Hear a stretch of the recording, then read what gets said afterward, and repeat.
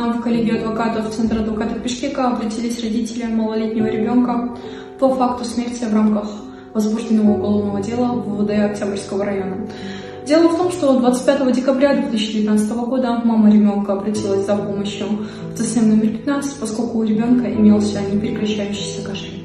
Ввиду врачебной халатности и ненадлежащего осуществления медицинских обязанностей со стороны врача ЦСМ номер 15, двухлетний ребенок скончался. Дело в том, что ненадлежащий проведенный осмотр и недостаток постановки диагноза, отсутствие полных данных о проведенном объективном осмотре,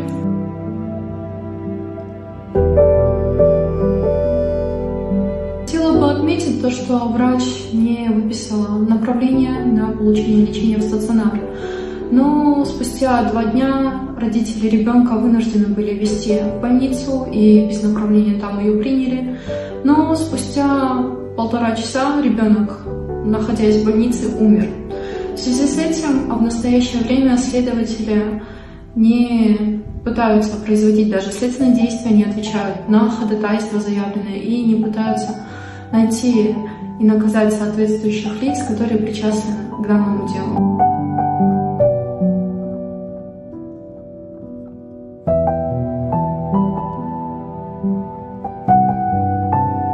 В связи с этим мы вынуждены обращаться в «Кактус Медиа», в данную редакцию, и поднимать вопрос о справедливости в данной нашей стране. Мне кажется, что закон должен исполняться независимо от того, какие имеет человек финансовые средства, какой имеет статус.